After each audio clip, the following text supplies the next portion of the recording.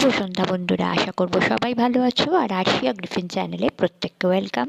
হাতে গাজর গ্রেট করে নিয়েছি, এটাতে বানাবো গাজরের পায়েস। লাগছে একটু দুধ, আর যা যা লাগছে সেটা হচ্ছে আমি একটু সামান্য পরিমাণ চাল নিয়েছি, মানে নর্মাল বাড়ির চায়ের কাপে ধরো 1/4 কাপ মতো চাল নিয়েছি। এটাকে 5 মিনিটের জন্য ভিজিয়ে নিয়েছিলাম। এটাকে একটু মিক্সিতে জাস্ট বেটে নেব। আর নিয়েছি 2 টেবিল স্পুন মতো গুঁড়ো দুধটাকেও কিন্তু একটু দুধ মিশিয়ে গুলে নেব। একটু কেশর রেখেছি, কেশরটা একটু গরম দুধে ভিজিয়ে দেব। তো মোটামুটি আমার জোগাড় রেডি, চলো প্রসেসে চলে যাই।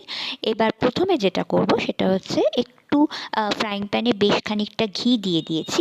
দিয়ে এবার এই গাজরগুলোকে ফ্রাই করে নেব। আর এদিকে দেখো আমার দুধটা মোটামুটি ভালো রকম ফুটতে শুরু করে দিয়েছে। এটাকে একটু ভালো করে ফুটিয়ে নেব। এটা আমি গরুর দুধে করেছি, যে কোনো প্যাকেটের দুধেই করতে পারা যায়। আর দুধটাকে একটু ফুটিয়ে নিলে কি ঘন হয়ে যায়, তো সেইটাই আমি করছি। দুধটা একটু ফুটতে শুরু করেছে। এবার এর মধ্যে দিয়ে দেব এই যে চালটা যেটা বেটে রেখেছিলাম। একটু দানা দানা করে বাটবে, খুব বেশি মিহি কিন্তু করবে না। তো এটাকে দিয়ে দিলাম।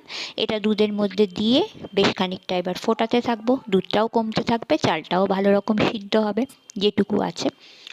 আর এটার মধ্যে এইবার ফোটাতে শুরু করে দিয়েছে। এবার এই দুধের মধ্যে আস্তে আস্তে জিনিসগুলোকে মিশিয়ে নেব। তার মধ্যে মেশাবো যেটা গুঁড়ো দুধটা আমি রেডি করে রেখেছিলাম, মানে গুলে নিয়েছিলাম, সেইটাকে মিশিয়ে দেব। আর তারপরে যেটা করব সেটা হচ্ছে গাজরটাকেও আস্তে আস্তে ঘিয়ের মধ্যে ভাজা ভাজা হয়ে গেছে এই দুধের মধ্যে মিশিয়ে দিতে থাকবো। দুধটাও ফুটবে, চাল গাজর সবই আস্তে আস্তে কিন্তু সিদ্ধ হতে থাকবে।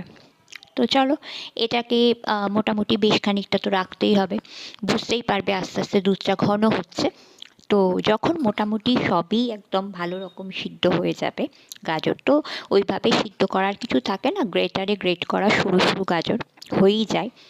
তো লাস্টলি চিনিটা আমি সবার শেষেই দিই। আর চিনির পরিবর্তে তোমরা কনডেন্সড মিল্ক ব্যবহার করতে পারো। আমি কিন্তু সামান্য নুনও খাবারের মধ্যে অ্যাড করি, খুব সামান্য।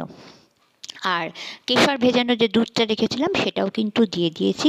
পায়েস কিন্তু আমার মোটামুটি রেডি। নামানোর আগে আরও 2 পিঞ্চ কিন্তু কেশর আমি দিয়ে দিই। এতে আমি অন্য কোনো ড্রাই ফ্রুটস অ্যাড করি না। তো একটু ঠান্ডা হলে দেখবে জিনিসটা ঘন হচ্ছে। এখনও বেশ খানিকটা গরম রয়েছে। যত ঠান্ডা হবে এই পায়েসটা কিন্তু ততটাই ঘন হবে। তো চলো, আজকের রেসিপিটা জানিও কীরকম লাগলো। এখনকার মতো টাটা, আবার পরে দেখা হচ্ছে।